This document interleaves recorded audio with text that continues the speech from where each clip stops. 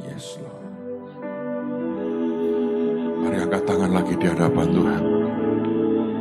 Hati kami ini Tuhan, biar jadi tanah yang paling subur buat setiap benih kebenaran firman Tuhan yang Kau akan berikan dengan kuat dalam 2 hari ini. Hamba berdoa tidak ada tanah yang berbatu-batu, tidak ada tanah yang seperti pinggir jalan, tidak ada tanah yang bersemak duri, tapi semua kami adalah tanah yang paling subur. Dan apapun yang Tuhan tanam tumbuh dengan cepat, berakar sangat kuat, dan berbuah sangat lebat. Terima kasih Tuhan, buat setiap kami menyadari kami hidup pada hari-hari yang terakhir. Kami tahu di roh kami sangat kuat. Sungguh tidak lama lagi Engkau akan datang yang kedua kali. Dan kami ingin Tuhan, di tahun-tahun puncak ini, semua kami mencapai akan destiny kami. Hidup kami ini bukan hidup yang sia-sia, tapi hidup yang berbuah dengan sangat ajaib. Terima kasih Tuhan, terima kasih. Roh Kudus tolong setiap kami, dengan roh hikmat, dengan wahyu, dengan pengertian. Ajari kami, sungguh-sungguh ajari kami menangkap akan apa yang dari hati-Mu. Dan tidak ada yang pulang sia-sia. Semua kami diberkati dan diubah oleh Tuhan kami. Di dalam nama Tuhan Yesus. Semua yang siap terima anugerahnya berkata, amin. Berikan kemuliaan buat Yesus kita. Silakan duduk dalam hadirat Tuhan. Saudara, kita akan mulai. Saya percaya anugerahnya akan dicurahkan dengan luar biasa. Amin. Kita tidak sedang berteori hari-hari ini. Kita sedang menikmati akan yang namanya penggenapan dari semua yang Tuhan janjikan dalam kehidupan kita. Siapa yang percaya inilah tahun di mana impian jadi kenyataan, dan firman yang Tuhan ucapkan semua janjinya akan Tuhan genapi dengan cara yang luar biasa. Saya berdoa itu harus jadi sebuah cara berpikir Anda selama minimal 2 hari ini, supaya bisa menangkap dengan cepat dan dengan utuh apa yang sedang Tuhan kerjakan dalam hari-hari ini. Seberapa saudara akan mengalaminya, saya percaya ada yang namanya level of expectation. Level pengharapan itu menentukan seberapa engkau akan menerimanya. Ada orang-orang yang datang ke Tuhan dengan mentalitas semoga kiranya. Ya mudah-mudahan. Ya kalau nasib kita lagi baik. Kalau itu mentalitas kita, tidak akan pernah Tuhan akan bisa memberikan yang kuat dalam kehidupan kita. Karena sebetulnya semua tergantung dari seberapa iman kita mempersiapkan semuanya. Nah, saya berharap kita punya mentalitas yang berbeda. Mentalitas yang berkata bahwa aku percaya inilah saatnya. Inilah saatnya buat aku ada dalam penggenapan rencana Tuhan dan penggenapan semua janji Tuhan dalam kehidupan kita. Nah, saudara sekalian, kalau Anda masih ingat, pada akhir tahun yang lalu kita buat sebuah trip singkat ke Israel.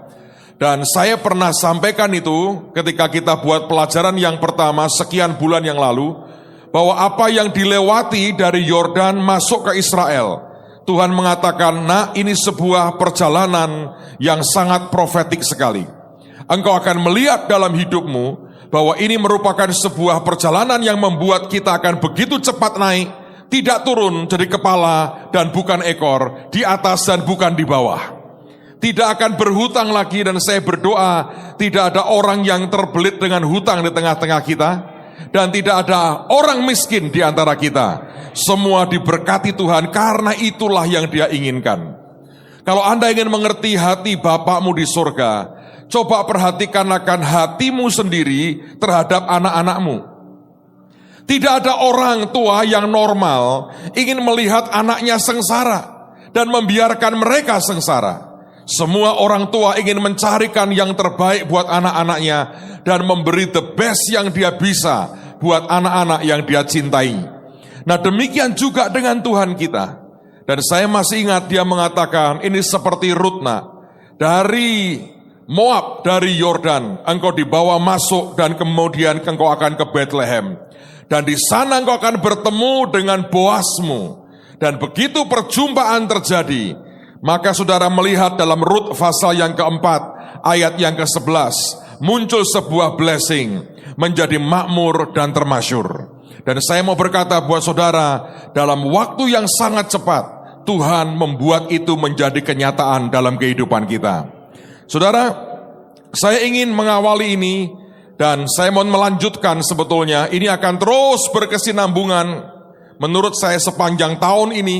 Paling tidak saya berharap Anda punya ketekunan untuk belajar, tapi saya mau ingatkan mentalitas yang dibutuhkan adalah yang berkata begini, sekarang waktunya buat aku. Jadi Anda perhatikan sungguh-sungguh sambil saudara berdoa minta revelation pribadi buat kehidupan saudara. Minta ke Tuhan, Tuhan ngomong, berikan pewahyuan rema pribadi buat aku. Itu akan menciptakan sebuah perubahan yang sangat cepat dalam kehidupan kita. Amen, saudara. Sekarang mari kita lihat lagi Mika pasal yang ke-7. Saya berharap Anda siap untuk belajar dengan sangat cepat dan belajar dengan kuat. Mika pasal yang ke-7. Lihat pada ayat yang ke-11. Firman berkata, akan datang suatu hari. Saya suka mengubah dengan berkata, sudah datang pada hari ini, bahwa pagar tembokmu akan dibangun kembali. Pada hari itulah perbatasanmu akan diperluas. Yang pertama dia mengatakan, pagar tembokmu akan dibangun kembali. Saudara, saya mengartikan tembok ini jelas adalah kubu pertahanan, perlindungan buat anak-anaknya. Tapi sebetulnya tembok adalah simbol dari dignity, harga diri, kehormatan yang Tuhan ingin bangun dalam kehidupan kita. Kita memang belajar dan diajar yang namanya rendah hati, menjadi hamba yang berkata, ya Tuhan, ini aku. Saya harap Anda sudah sangat familiar dengan istilah hineni, here I am Lord, ini aku Tuhan. Aku yang adalah hambamu, aku yang melayani mengabdi kepadamu karena cintaku kepadamu. Itu harus merupakan sikap hati. Tetapi tahukah saudara bahwa Tuhan sangat ingin membangun akan sebuah kejayaan dalam hidup anak-anaknya. Ada satu bagian di mana dia berkata, nak, harga dirimu, kebanggaanmu sebagai anak-anakku, tidak akan pernah engkau kehilangan itu. Dan itu yang sedang dikerjakan Tuhan dalam hari-hari ini. Nah, sekaligus saya mau berkata buat saudara, karena itulah tembok akan dibangun Tuhan. Bagian daripada tembok adalah kita harus berakar di dalam kebenaran firman Tuhan. Anda harus membiarkan Tuhan menanam hidupmu sedemikian rupa, sehingga engkau berakar sangat kuat, sangat dalam, dan tak tergoyahkan. Karena itu, dengerin baik-baik saudara, saya minta setiap saudara isi formulir ini. Karena nanti setiap akan selang-seling, ada bulan di mana saya mengajar saudara bersama-sama, nanti bulan berikutnya kita akan dibuat kelas per kelas. Untuk mereka yang sungguh-sungguh serius, mau mendalami akan apa yang Tuhan katakan. Caranya bagaimana? Yang sudah terima formulir, tolong lambaikan formulir saudara. Yang belum terima nanti minta kepada teman-teman doorkeeper ya. Saya minta sekarang Anda isi, jangan nanti. Kalau nanti lupa Anda bawa pulang. Saya butuh buat besok untuk berikan announcement lebih detail. Karena itu tolong tulis nama dan alamat. Nah, saya membagi dua jemaat di sini. Satu, saudara yang adalah ketua MK atau above. MK, rayon, sampai Anda gembala pastoral, itu kelompok tersendiri. Saya menganggap Anda adalah gembala-gembala kecil untuk domba-domba saudara. Yang lain, saudara adalah jemaat, domba-domba yang seperti yang lain. Nah, tulis nama alamat. Kalau Anda adalah ketua MK atau wilayah atau gembala dan sebagainya, tulis di ujung atas sini bahwa itu merupakan saudara. Karena pertanyaan ini jawabannya harus beda. Nah, untuk jemaat semua, pertanyaannya begini, sebetulnya yang Anda butuhkan untuk diajari itu apa? Satu aja, jangan banyak-banyak. Ada orang 30 topik, nggak bisa. Satu aja yang paling the most buat saudara merasa gini, Pak, ajari aku soal satu ini. Apa itu? Tolong tulis. Sebab kalau Anda tidak tulis, kita nanti miss the target. Saya mau supaya saudara terima sesuai dengan kebutuhan saudara. Bukan keinginan loh ya, kebutuhan.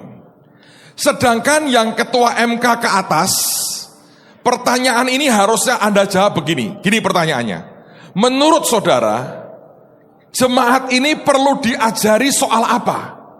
Dari pengamatanmu, satu aja, jangan banyak-banyak, satu aja. Yang engkau berkata ini paling penting yang urusan ini. Nomor satu saya lihat Pak, ini, tolong tulis. Oke? Nanti setelah Anda selesai acara, tolong dikembalikan malam ini juga. Jangan dibawa pulang. Pak, saya mau doa puasa dulu untuk ngisi ini. Maaf, yang kali ini tidak usah doa puasa. Ini keluar dari hatimu apa? Tolong ditulis. Sehingga besok pagi kita bisa rangkum, kita bisa ngerti apa yang kita butuhkan buat saudara sendiri. Oke?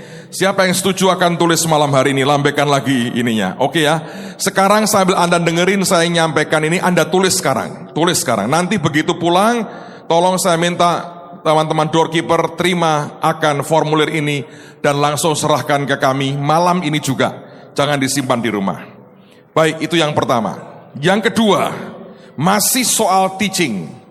Saudara, bulan April nanti kita ada Impact tahun 2014. Ada brosurnya di sini. Tahun ini akan sangat menarik. Sampai dengan akhir tahun lalu, dalam hitungan kami sudah kurang lebih mungkin hampir 50-60 full timer yang sudah mendaftar, dan kira-kira hampir sekian orang itu dari Ghana, dari Burkina Faso, dari Niger, Kenya, Thailand, itu dari berbagai bangsa. So ini akan jadi sesuatu yang menarik. Ingat, pesan Tuhan berkata, kita akan mendunia, saudara. Dan bangsa-bangsa akan datang belajar. So kalau Anda mau ambil bagian, Anda lebih serius, minimal saudara bisa ikut kelas malam atau kelas part-time pagi. Saya mendorong teman-teman yang belum pernah ikut, ini hanya 6 bulan, akan memberikan sebuah dasar yang sangat ajaib. Bayangin setiap hari 6 bulan, Anda dengar firman, dijejali dengan firman. Kalau tidak berubah jadi pahlawan-pahlawan hebat kebangetan, saudara. So saya ingin setiap orang, kalau bangsa-bangsa lain datang, mengapa kita di sini tidak menggunakan momentum yang baik yang Tuhan berikan? April kita akan mulai lagi dan bantu doa supaya nama Tuhan dimuliakan, akan terjadi kegerakan Tuhan yang luar biasa. Oke.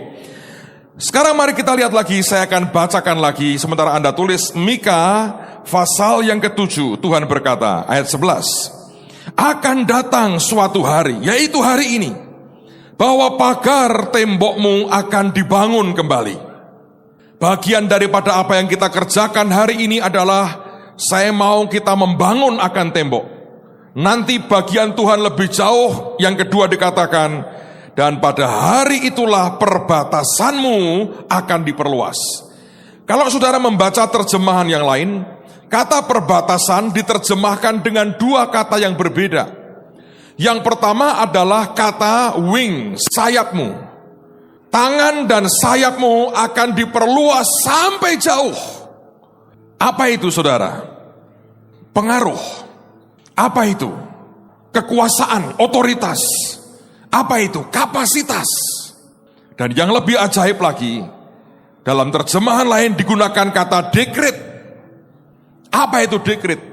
Keputusan yang saudara ucapkan, itu akan punya akibat, punya dampak sangat jauh.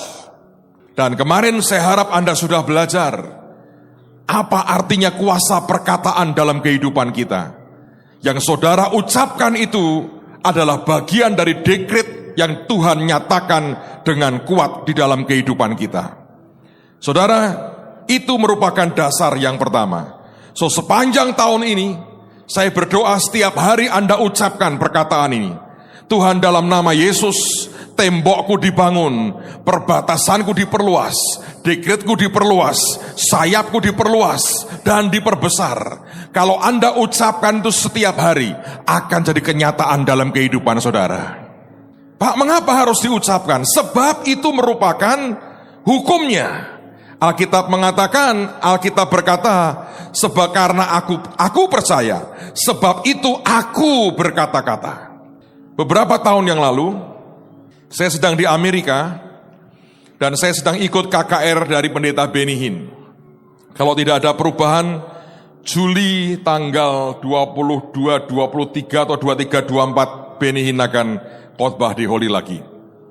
Nah, saudara sekalian, saya datang setelah KKR Benny Hinn, kemudian saya mampir di California.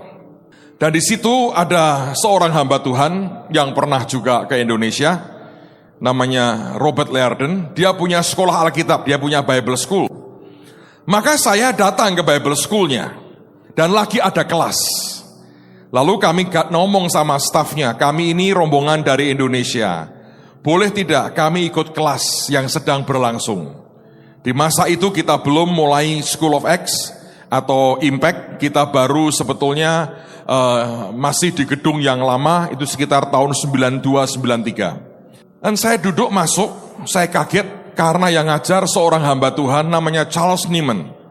Dan tahun lalu beliau kehilangan istrinya, dipanggil pulang ke rumah Bapak. Tapi beliau yang ngajar. Saya kaget karena sekian tahun sebelumnya, saya masih kuliah itu. Seseorang memberi saya buku dari Charles Nieman dengan judul Leadership, Kepemimpinan. Ketika saya melihat dia, saya kaget, saya bilang, wah, ini orang yang bukunya pernah saya baca, sekarang dia muncul di depan saya, dia lagi ngajar.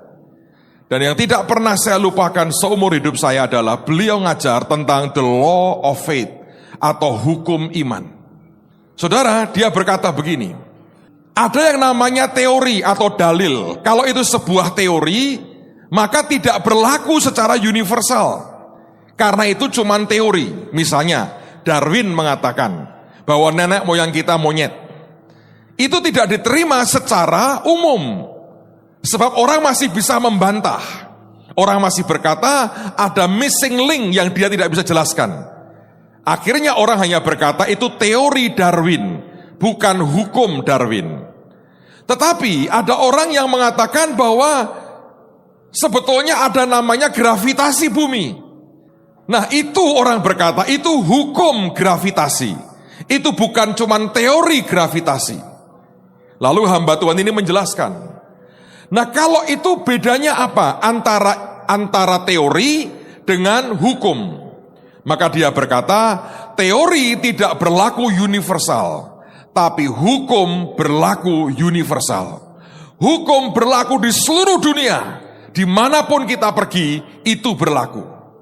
Dan dia mengatakan, Alkitab berkata, ada namanya the law of faith atau hukum iman. Berarti hukum iman ini berlaku universal. Kalau itu saya praktekkan, maka saya akan kena dampak positifnya. Kalau saudara mempraktekkan, Anda juga akan kena dampak positifnya. Amen, saudara? Nah, kenapa saya cerita ini? Saya kan sudah cerita ke saudara pada acara Bahtera kemarin. Tuhan membuat sweet surprise lah.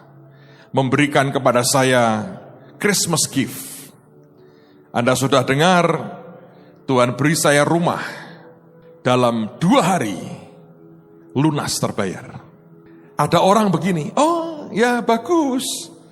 Ya soalnya dia pendeta. Coba Anda buat survei. Anda ketemu berapa pendeta punya rumah harga sekian 2 hari lunas. Gak ada kaitan dengan kependetaan saya. Oh ya, sebab dia sudah lama jadi Kristen. Gak ada kaitan juga. Ya, ini nasibnya baik, nasib saya buruk. Ya terserah kalau Anda mau percaya begitu. Saya melihatnya berbeda. Saya harap saya bisa tularkan ini kepada saudara. Seharusnya kalau ada orang, Anda mendengar terima berkat seperti yang saya ceritakan ini, yang saya alami, saudara harus berkata, Tuhan, apapun reasonnya, mesti ada satu faktor yang terlibat di dalamnya, dan faktor itu mesti faktor iman. Nggak mungkin, tanpa iman itu nggak mungkin. Karena Alkitab berkata, tanpa iman tidak mungkin kita diperkenan oleh Tuhan, memperkenan hati Tuhan, nggak mungkin.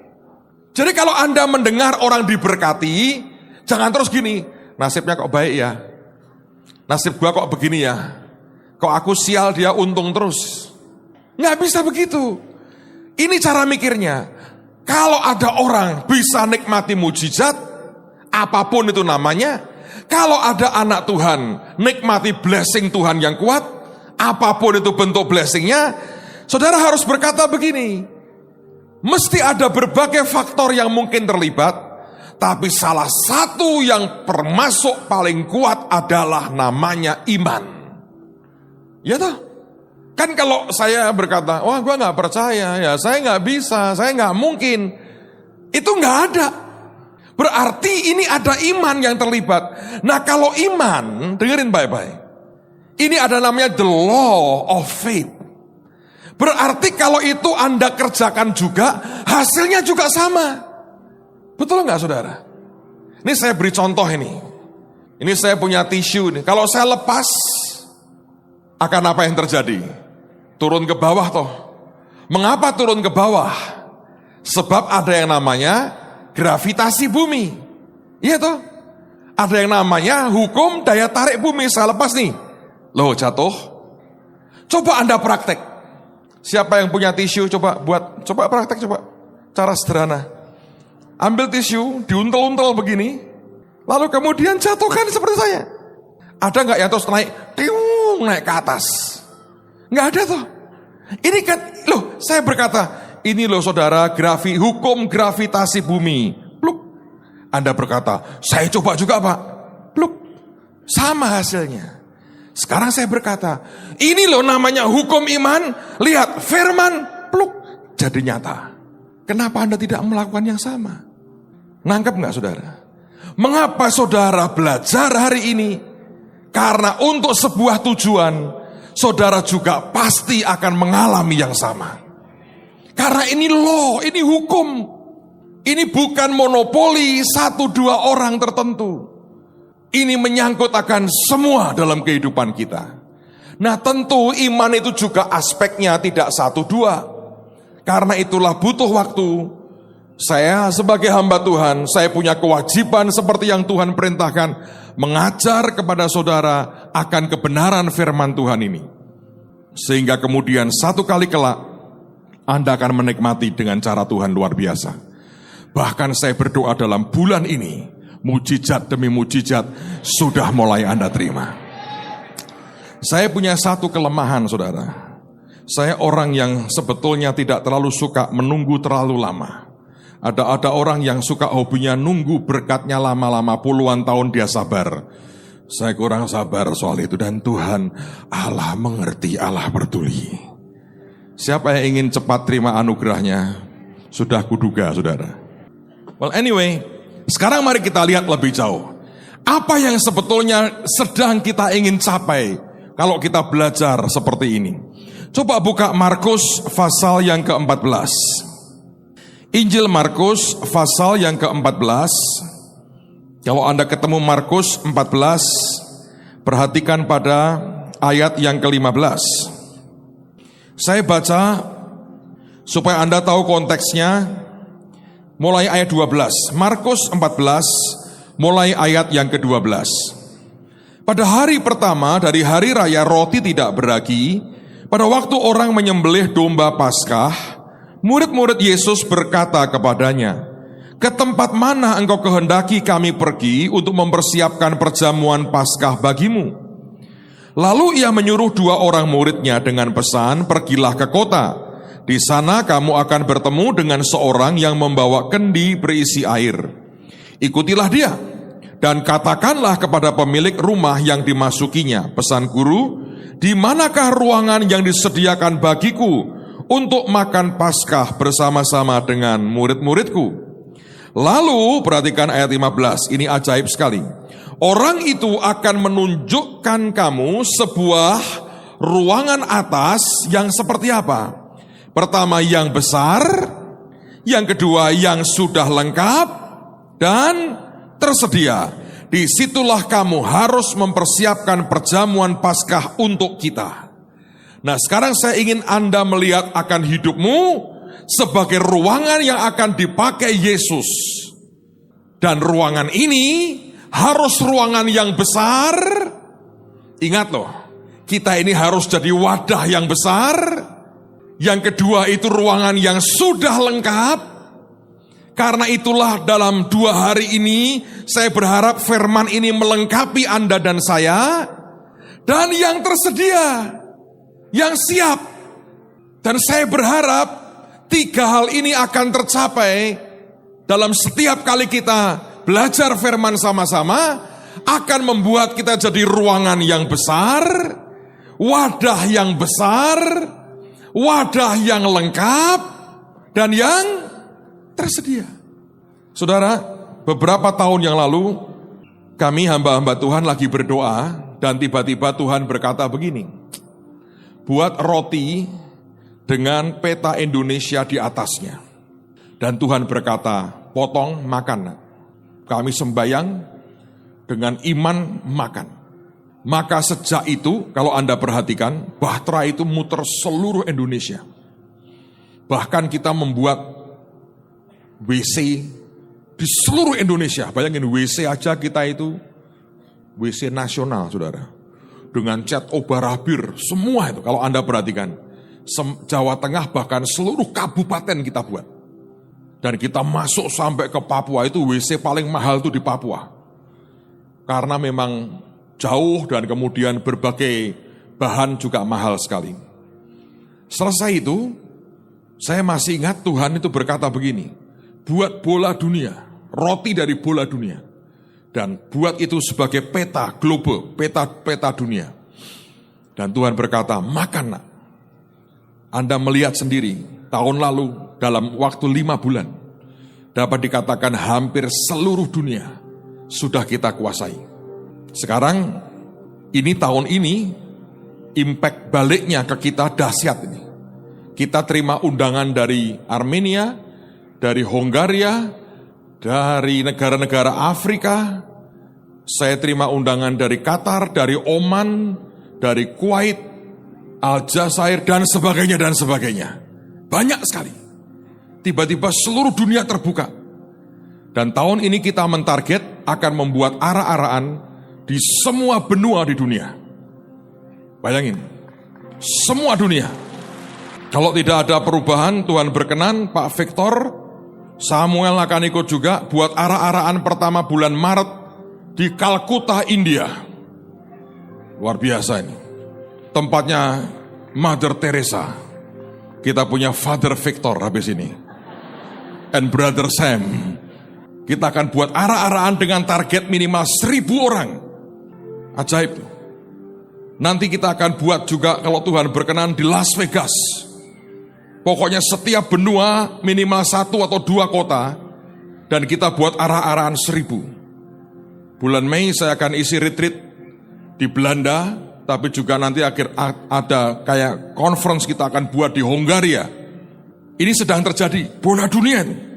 Yang kita belum pergi itu karena di Libya itu belum mau mengeluarkan visa. Teman-teman sudah siap berangkat, mereka nggak mau keluarkan visa. Yang satu lagi kalau nggak salah, mana ya? Afrika, Djibouti kalau tidak salah ya.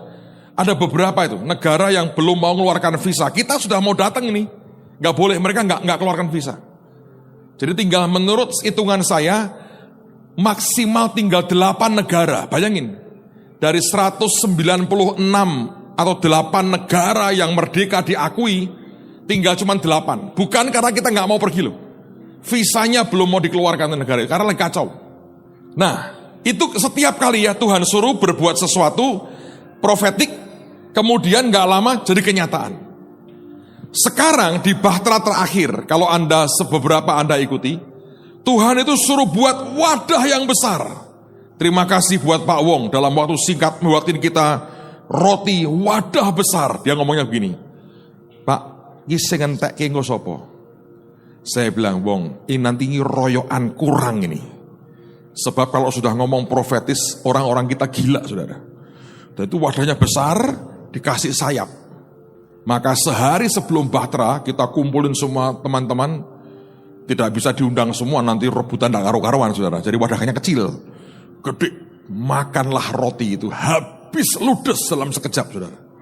Dan saya percaya tahun ini, wadah besar itu akan Tuhan isi. Dan saya berdoa wadah itu adalah Anda dan saya. Yesus menjelang akhir hidupnya, Dia cari ruang yang besar, yang lengkap dan tersedia. Maka saya percaya Yesus menjelang Dia datang kembali, Dia juga mencari ruang yang besar, yang lengkap dan tersedia. Saya berharap itu kita. Saya percaya itu kita. Kita akan berkata, Tuhan, ini kami Tuhan. Kami ruang yang besar, yang lengkap dan tersedia. Sehingga kenapa harus lengkap, Pak? Kalau Tuhan suruh kita apapun, kita berkata, yes sir. Saudara pernah nggak pergi ke sebuah bengkel, tiba-tiba ketika masuk, Pak ininya kok kendor. Wah maaf ya, kunci saya itu kemarin malam dibawa mertua saya loh, belum dikembalikan. Jadi ya maaf Pak, kunci untuk buka itu nomornya itu nggak ada. Bapak balik kapan bisa? Minggu depan deh ya, karena mertua saya lagi honeymoon kedua. Bayangin, Anda balik ke bengkel itu nggak kira-kira? Begitu frustrasinya kalau Anda datang ke sebuah tempat, permintaan kebutuhanmu tidak bisa dilayani, dia berkata nggak ada. Kenapa sekarang kalau Anda perhatikan ini, di dunia, di Indonesia ini, di mana-mana orang buat namanya toko serba ada. Karena idenya begini, one stop service. Masuk aku beli apapun kebutuhan sehari-hari di situ. Nah zaman dulu per toko 5 item 5 toko didatengin, capek. Sekarang orang berkata nggak mau. Aku mau cari yang ketika aku masuk, kebutuhanku apapun ada di situ. Tuhan juga mau begitu. Dia datang ke saudara berkata begini tuh, nah layani orang miskin. Wah maaf Tuhan, saya nggak ada waktu. Maaf Tuhan, saya nggak bisa. Kalau orang kaya saya mau. Nah, dia capek. Tolong cari orang lain aja. Itu namanya Anda tidak lengkap. Atau tiba-tiba Tuhan berkata begini, nah, bangun gedung lebih besar, 50.000 minimal. Wah maaf Tuhan, imanku gak nyampe. Suruh orang lain aja ya. Itu artinya Anda tidak lengkap. Kita harus punya wadah yang besar. Kalau gede tok gak ada isinya itu, ya percuma. Harus gede, berisi dan berisi, lengkap dan siap. Ada juga, oh toko saya lengkap, tapi tutup, belum buka. Gunanya buat apa? Saya berdoa dalam hari-hari ini, saudara belajar sambil praktek, belajar sambil praktek. Supaya terjadi, kita jadi wadah yang besar, yang luas, yang lengkap, dan tersedia. Amen saudara. So saya berharap kita punya agreement dengan beberapa dasar tadi sebelum kita melangkah lebih jauh. Nah, sekarang mari kita buka firman Tuhan lebih jauh lagi. Lihat pada Injil Matius. Matius pasal yang ke-24. Lihat pada ayat yang pertama. Saya akan bacakan buat saudara. Matius 24. Nah, kalau Anda melihat judul perikopnya, ini khotbah tentang akhir zaman. Saya ingin kita belajar dalam pengertian kita sadar ini juga merupakan akhir zaman. Inilah perkataan awal yang dikatakan oleh Yesus. Sesudah itu Yesus keluar dari bait Allah lalu pergi, maka datanglah murid-muridnya dan menunjuk kepadanya bangunan-bangunan bait Allah. Ia berkata kepada mereka, kamu melihat semuanya itu? Aku berkata kepadamu sesungguhnya, tidak satu batu pun di sini akan dibiarkan terletak di atas batu yang lain. Semuanya akan diruntuhkan. Saudara, perkataan ini sudah tergenapi tahun 70 Masehi. Yosefus menceritakan sebuah pengalaman. Pada waktu itu orang-orang Israel, orang-orang Yahudi berontak melawan pemerintahan Kaisar Roma. Dan selama bertahun-tahun kota Yerusalem dikepung. Dan pada waktu itulah sampai kepada zaman seorang jenderal bernama Titus. Dan dia mengepung kota Yerusalem. Kalau Anda melihat akan cuplikan-cuplikan filmnya, itu seringkali konyol juga. Titus itu punya alat mesin perang seperti tangga yang ada rodanya. Itu untuk diisi dengan pasukan sebetulnya. Nanti itu ditempelkan di tembok, tinggal kemudian pasukan Roma masuk ke dalam tembok Yerusalem. Orang-orang di dalam kota Yerusalem itu berbuat kekonyolan. Mereka itu membuat lubang dari dalam keluar. Ngerong, istilahnya orang Jawa itu ngerong. Jadi munculnya itu di bawahnya alat perangnya Roma. Dan kemudian itu mereka bakar. Sehingga pada waktu itu dalam sekejap semua mesin perangnya Roma itu lumpuh, terbakar. Dan dari mana bakarnya? Mereka masuk buat rongga di bawah. Nah konyolnya kalau ini tembok, Anda buat rongga di bawah, fondasi tembokmu itu kan Anda jebol sendiri. Sampai sebuah titik akhirnya, karena itu semakin sering begitu, maka mulailah tembok itu mulai runtuh. Dan begitu runtuh, Titus berkata, sudah waktunya kita masuk Yerusalem. Nah waktu itu, dia sudah perintahkan anak buahnya, jangan sentuh bait Allah. Tapi pasukan ini sudah lama dan gregetan, saudara, dengan orang Yahudi. Begitu mereka menyerbu masuk, sudah lupa semua perintah jenderalnya. Dia gempur masuk, dan mereka nyerbu masuk ke bait Allah. Semua imam dibunuh, dibantai, dan mereka jarah barang-barang dalam bait Allah, tapi sisanya mereka bakar habis. Nah di bait Allah itu ada bagian-bagian yang dibuat dengan lapisan emas. Dan waktu bait Allah itu terbakar, Yosefus menulis begini. Dia melihat Jenderal Titus ini berlutut di depan bait Allah. Dan dia berteriak mengatakan, engkau tahu Tuhan, this was not done by my order. Ini tidak terjadi karena perintahku. Ini bukan karena perintahku. Dan bait Allah itu terbakar habis. Apa yang terjadi saudara? Emas yang nempel di bangunan bait Allah itu kan meleleh.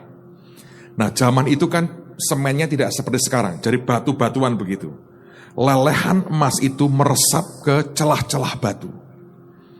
Setelah padam apinya, maka orang-orang Roma ngelihat puing-puing itu, dan dia lihat lelehan emas itu meresap di batu-batu bait Allah. Itu dicungkili satu-satu, supaya mereka bisa ambil emasnya.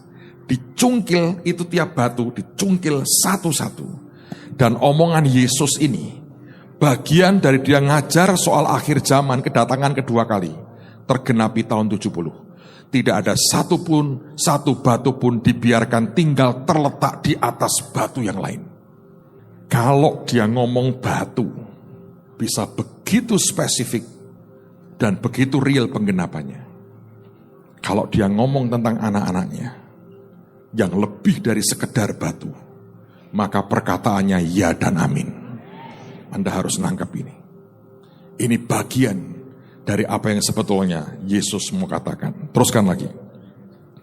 Ayat 3. Ketika Yesus duduk di atas bukit Zaitun, datanglah murid-muridnya kepadanya untuk bercakap-cakap sendirian dengan dia. Selalu percakapan yang pribadi itu punya kedalaman yang berbeda. Kata mereka, katakanlah kepada kami, bila manakah itu akan terjadi, dan apakah tanda kedatanganmu dan tanda kesudahan dunia? Lalu kalau Anda lihat ayat yang keempat, Tuhan itu menjelaskan. Oke, kita tidak akan bahas pada malam hari ini. terus Anda boleh ikuti semua penjelasan Tuhan, maka saudara akan sampai pada ayat yang terakhir dari pasal yang ke-24 tadi. Oke. Nanti kita akan bahas besok karena ini di dalamnya ada rapture, ada orang yang diangkat, ada orang yang ditinggal. Nah, pada ayat yang ke-44 Tuhan itu berkata begini, ini bagian dari kesimpulan. Dari ayat 4 dia menjelaskan semua tentang kedatangan Tuhan seperti apa ciri-cirinya. Lalu di ayat yang ke-44 dia berkata begini, sebab itu hendaklah kamu juga siap sedia, karena anak manusia datang pada saat yang tidak kamu duga. Jadi Tuhan mau berkata begini, tandanya aku berikan ya. Ini di rumah tolong Anda baca. Ini tanda kedatanganku nanti akan seperti ini. Dan menurut saya hampir semua sudah tergenapi. So anytime bisa terjadi Tuhan datang kedua kali. Ditambah dengan tahun lalu dia berkata, nak, genapi akan destinimu. Gereja ini bernama Injil Kerajaan. Dan Tuhan pernah berkata, dan Injil Kerajaan ini akan diberitakan ke seluruh dunia. Jadi kesaksian bagi semua bangsa. Baru tiba kesudahannya. Saya percaya ini kedatangan Tuhan sudah makin dekat sekali. Kemudian dia mengatakan, karena itu kamu harus siap sedia. Nah, persiapan seperti apa? Kesediaan seperti apa? Yang kita harus kerjakan sebelum Tuhan datang yang kedua kali. Ternyata kalau Anda membaca, mulai ayat yang ke-45 dan seterusnya sampai pasal 25 berakhir, Tuhan menceritakan paling tidak 4 ilustrasi, 4 perumpamaan. Nah, semuanya adalah cara mempersiapkan diri yang terbaik pada waktu akhir zaman. Istilahnya begini, inilah tips hidup di akhir zaman. Kalau Anda perhatikan, semuanya 4-4-nya berkaitan dengan uang, dengan kekayaan, atau bagaimana kita mengelola kekayaan yang Tuhan berikan dan percayakan buat kita. Dan saya percaya kita masuk masa kelimpahan yang luar biasa. Anak-anaknya yang akan diberkati Tuhan dengan cara Tuhan yang luar biasa. Tapi ingat, dia cari wadah yang besar, yang luas, yang lengkap dan tersedia. Kalau itu saudara, ini adalah masa Anda dan saya. Amen saudara. Saya berdoa, ingat loh, ada law of it. Satu orang mengalami, harusnya semua kita juga bisa mengalaminya. Nah, asal Anda tekun, perhatikan suara Tuhan hari-hari ini, belajar dengan baik, percepatan akan Anda nikmati dengan luar biasa. Nah, sekarang kita akan masuk kepada ilustrasi atau perumpamaan yang pertama. Masih di Matius 24, sekarang kita akan lihat pada ayat yang ke-45 sampai dengan ayat yang ke-51. Siapakah hamba yang setia dan bijaksana? Anda garis bawahi itu ya. Yang diangkat oleh tuannya atas orang-orangnya. Untuk apa? Untuk memberikan mereka makanan pada waktunya. So, tes pertama dalam hidup kita ini begini. Anda diberi tugas memberi makan hamba-hamba lain makanan pada waktunya. Kata waktu di sini digunakan kata kairos. Inilah momentumnya, inilah saatnya kita memberkati orang lain, memberi makan orang lain. 46. Berbahagialah hamba yang didapati tuannya melakukan tugasnya itu ketika tuannya itu datang.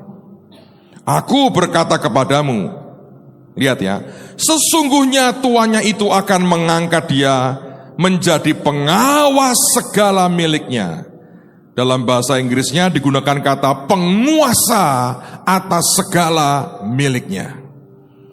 Saudara, Tuhan cari orang yang setia dan bijaksana. Tujuannya, dan sekarang ini harusnya waktunya, dia menjadi penguasa, ruler, penguasa dari segala miliknya. Akan tetapi apabila hamba itu jahat dan berkata dalam hatinya, Tuanku tidak datang-datang. Lalu ia mulai memukul hamba-hamba lain dan makan minum bersama-sama pemabuk-pemabuk.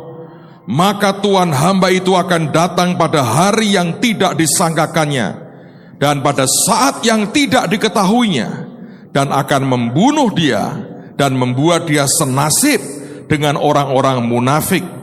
Di sanalah akan terdapat ratapan dan kertakan gigi. Saudara, ini goalnya Tuhan. Dia mencari hamba yang setia dan bijaksana. Sebab Tuhan membutuhkan Anda dan saya menjadi penguasa atas segala miliknya. Yesus pernah memberikan sebuah perumpamaan kepada kita tentang seorang bapak yang punya 2 orang anak. Yang bungsu meninggalkan bapaknya kemudian balik, yang sulung masih di rumah tapi mengeluh dan berkata, "Engkau Bapak, aku sudah bertahun-tahun aku melayani Bapak dan tidak pernah aku melanggar perintahmu. Tetapi untuk aku makan anak kambing saja dengan teman-temanku kau tidak pernah memberi." Dan bapaknya berkata, "All I have is yours." Semua yang aku punya itu milikmu, nak. Sama kan, saudara? Kerinduan hati Tuhan adalah menjadikan Anda dan saya penguasa dari semua miliknya. Saya percaya setiap kita tentu ada jatah yang berbeda. Ada 5, 2, 1. Tapi kalau Anda terima 1 saja, dan itu dibandingkan, digabungkan dengan Tuhan, dahsyat.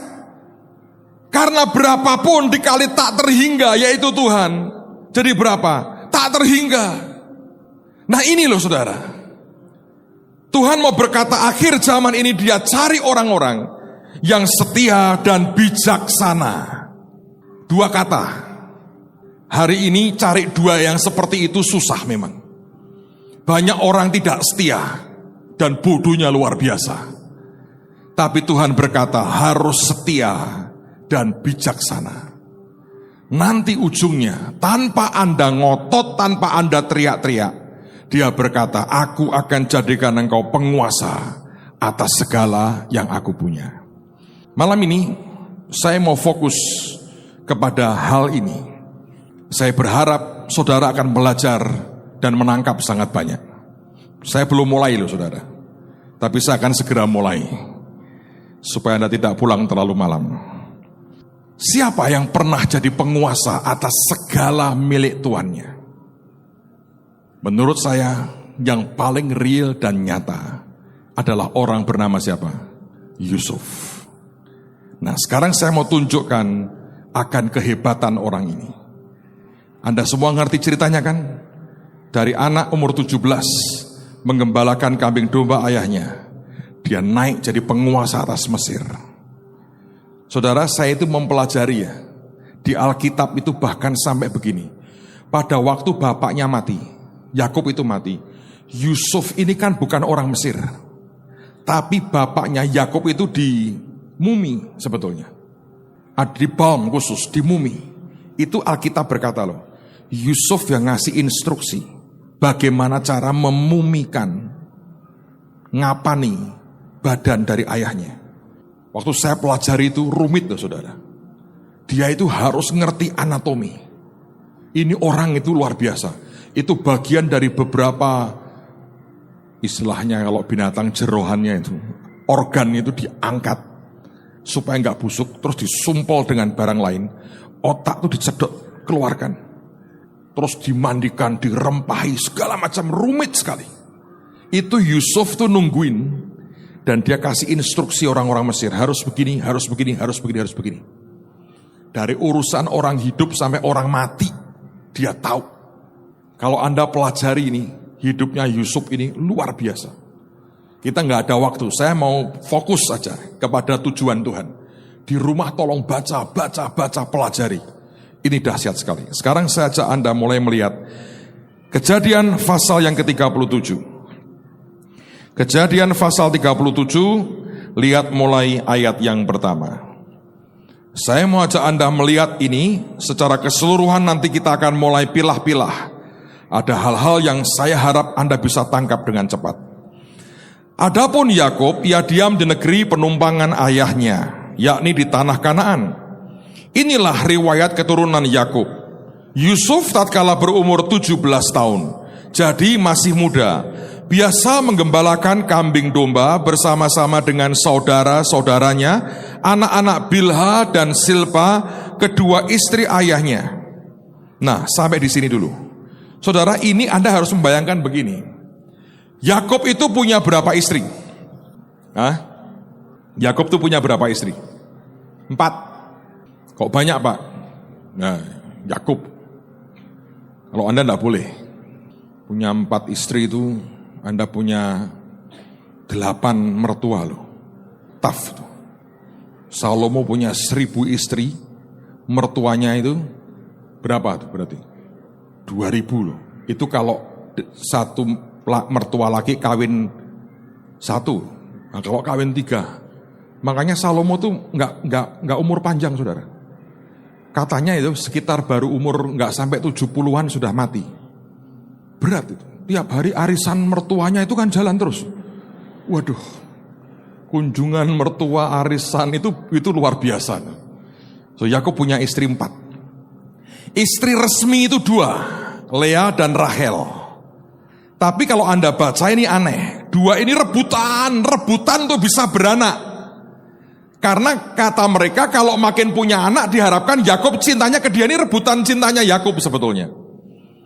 Nah, akhirnya yang satu ngambil Bilha dikasihkan Yakub, satunya nggak terima ngambil Silpa kasihkan Yakub. Akhirnya dari Bilha dan Silpa ini tadinya cuma gundik atau pembantu, budak, bukan gundik, budak, itu kemudian melahirkan anak-anak. Nah, ini termasuk bagian dari 12 suku Israel. Bagaimanapun ini adalah anak-anak gundik, bukan anak dari istri resminya Yakub. Yusuf itu kerja dengan kakak-kakak yang lahir bapaknya sama tapi ibunya gundik. Secara strata, ini mereka kakak-kakaknya ini lebih rendah dari Yusuf. Tapi dia harus kerja di bawah mereka. Saya kalau membaca ini, saudara ya, cuman satu yang membuat kita ini bisa bertahan sebetulnya. Kalau saudara harus melayani dalam situasi yang tidak nyaman seperti itu, cuman satu yang menurut saya Anda harus punya, attitude, sikap. Ini kalau sikapnya nggak pas, saudara, berat. Nah, Yusuf ini kerja dengan kakak-kakak yang dari istri gundik, tapi dia ini kerjanya buat bapaknya. Coba pikir, dia adalah seperti begini ya. Kalau Yakub ini punya korporasi, punya sebuah pabrik atau perusahaan, dia punya saham. Yusuf ini mewakili bapaknya sebagai investor di korporasi itu.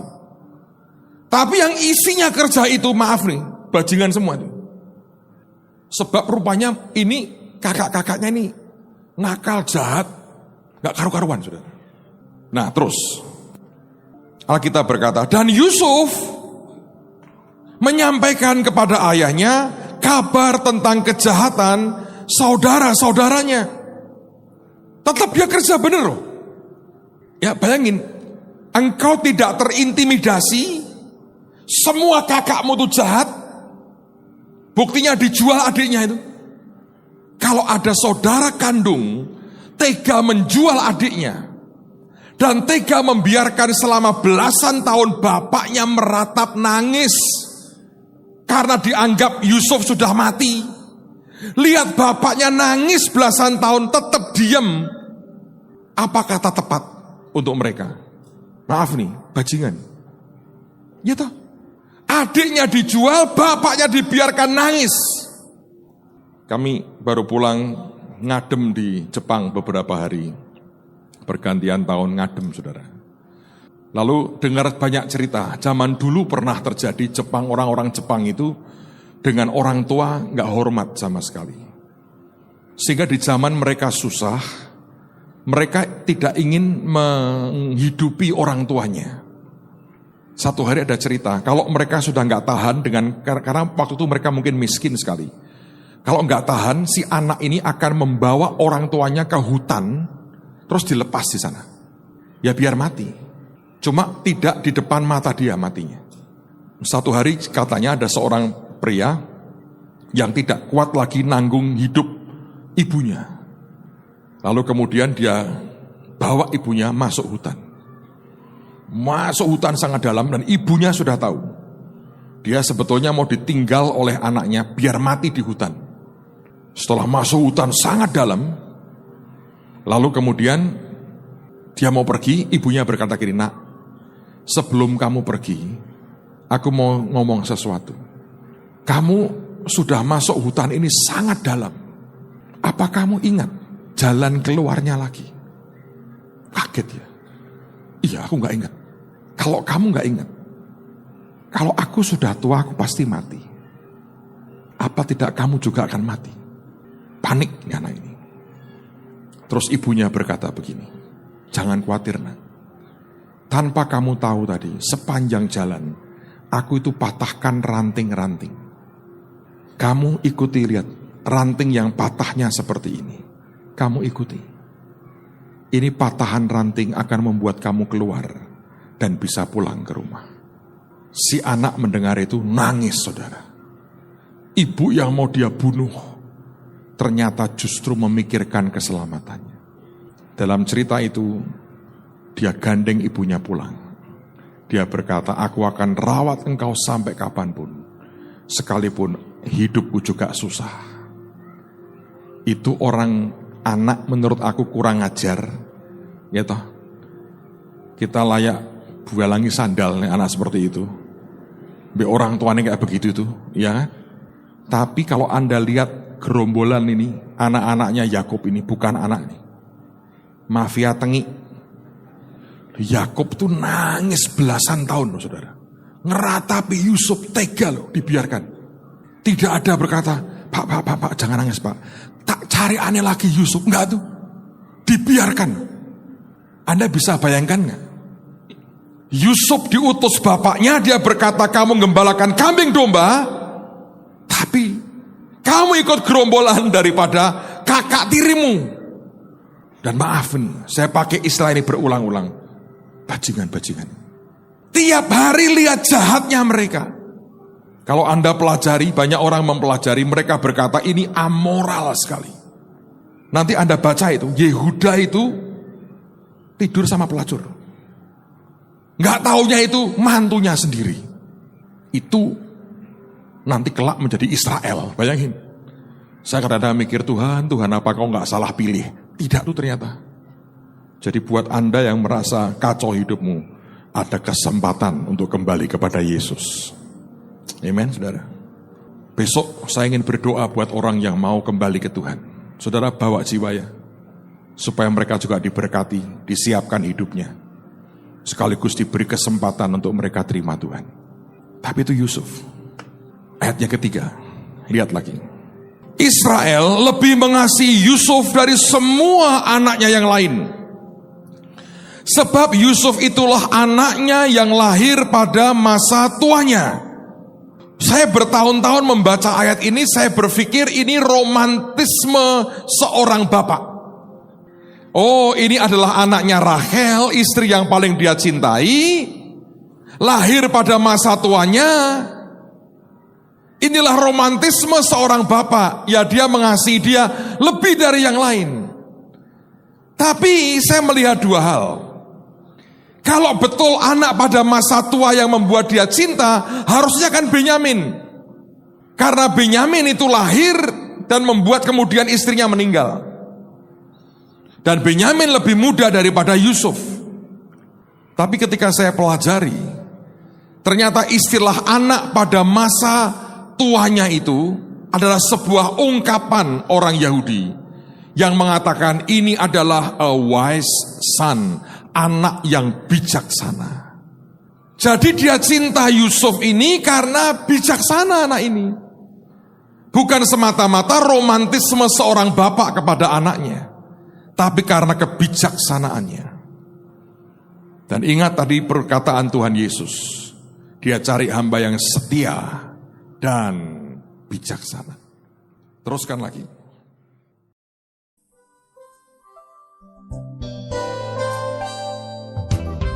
Anda diberkati dengan pemberitaan firman Tuhan. Dapatkan kaset, VCD, CD, MP3, dan buku-buku rohani dari hamba-hamba Tuhan Evangelis Yusak Cipto, Pendeta Petrus Agung, Evangelis Iin Cipto, dan hamba-hamba Tuhan lainnya. Tersedia juga banner dan alat-alat tarian lainnya hanya di toko buku Bless to Bless. Bless to Bless.